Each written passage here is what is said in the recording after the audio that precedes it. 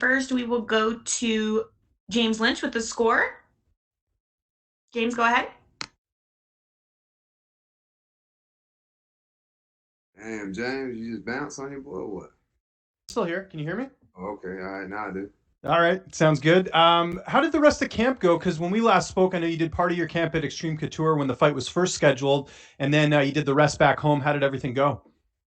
Man, went well. I got back home just as like Las Vegas was shutting down and um, Bama too, but to be honest, we never really stopped training. We just kept training through it, kind of ignored all the protocol and everything they told us to do. Um, the 6 feet thing, it's kind of hard to train if you can't, grapple and roll and do all the stuff that you have to do to get ready for a fight. So, we just trusted everybody would come to the gym, train, and then go home and do all, and, just be at the house and not, you know, be around. And, there's a lot of single guys at the gym swiping through Tinder and whatnot.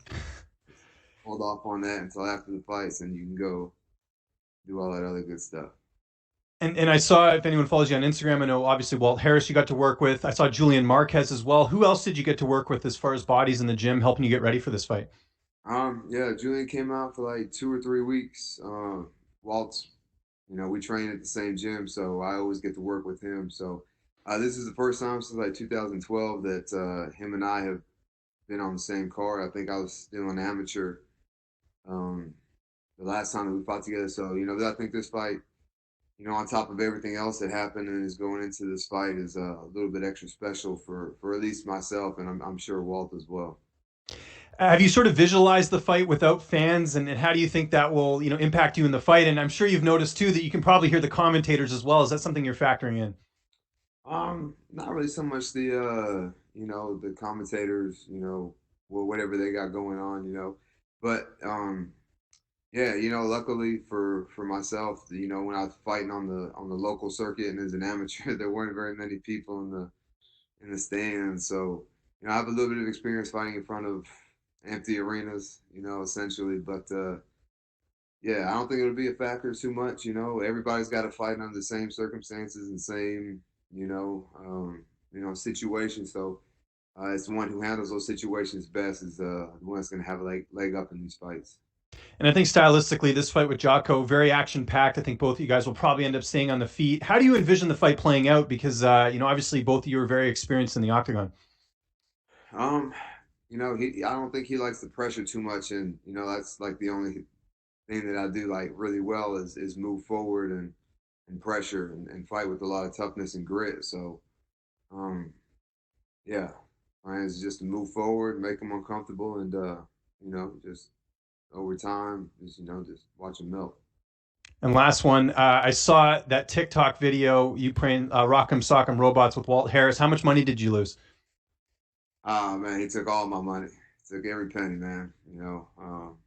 Super heated game. I almost, snatched my money off the table and made a run for it. But then I was like, man, that's Walt. If he gets his hands on me after taking some money from him, it's not going to be too good for me. So, I took my loss like a man, and I'm looking forward to the rematch after these fights.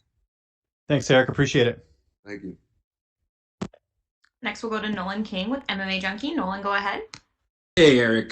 Just hoping to get you to elaborate on something you just said to James. You're talking about sharing the card with Walt and the impact that he's had on your career. Can you just expand a little bit on what he's meant to you as a training partner and what kind of impact he's had on you as a fighter?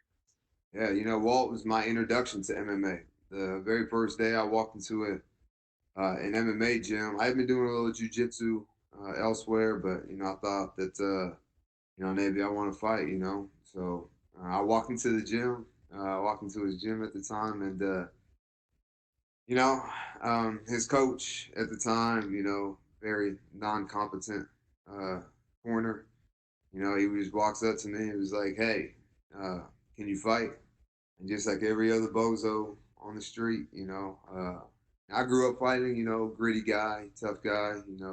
Not skilled at all. Just you know, you know, but growing up, that's just how it is.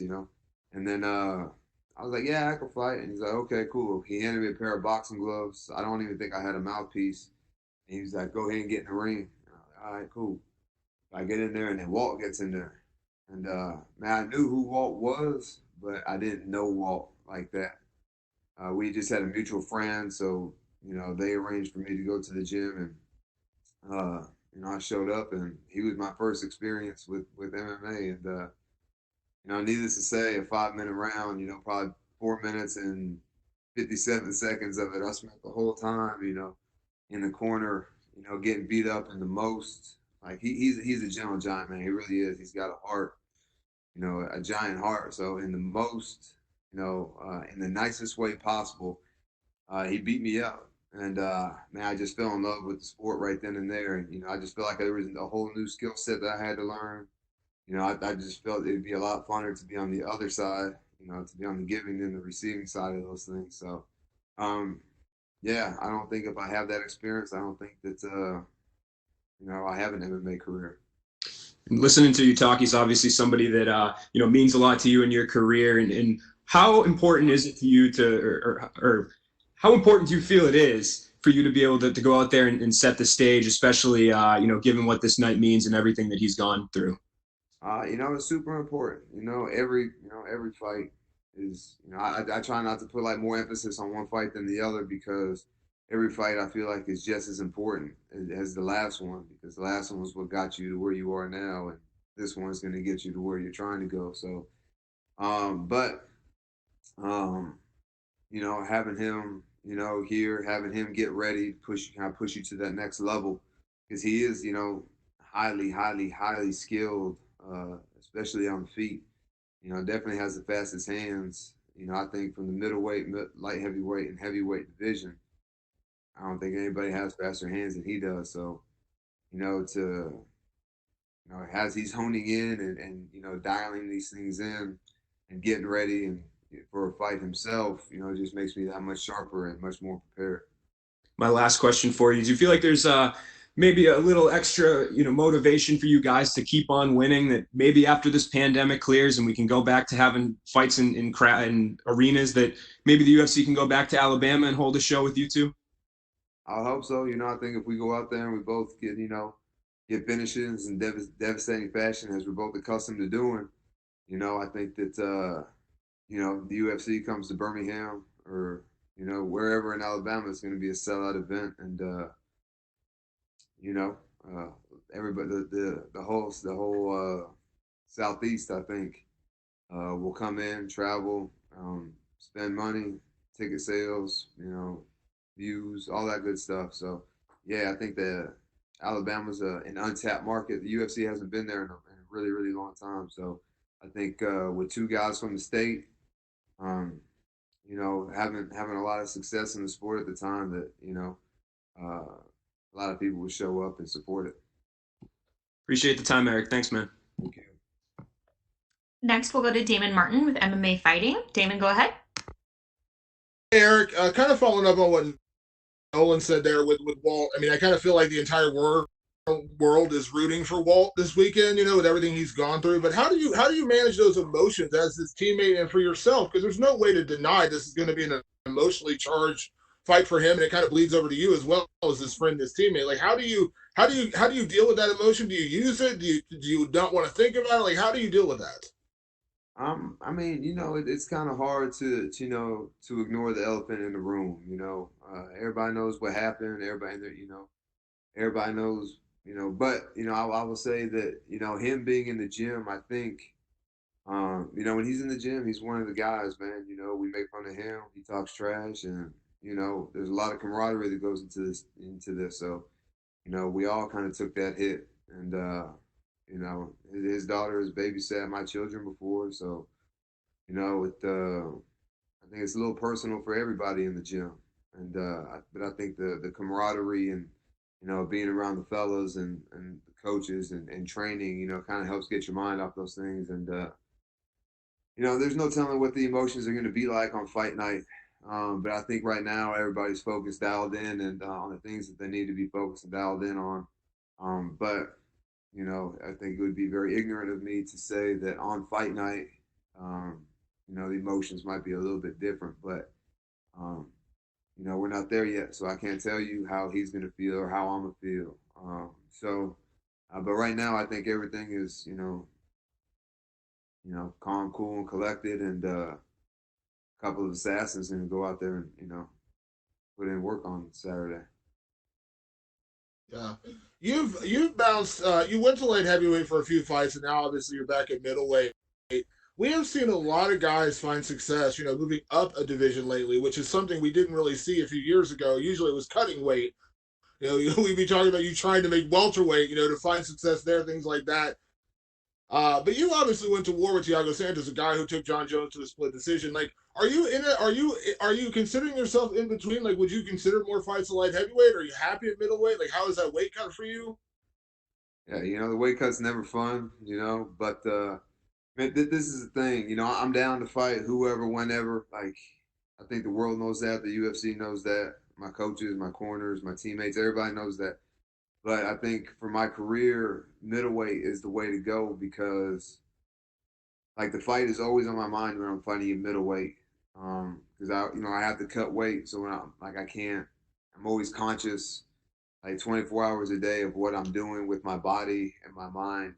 When I fight at 205, I don't have to like necessarily think about not eating a burger and only eating a salad instead. Because I'm a burger, pizza, sugar, candy, beer kind of guy.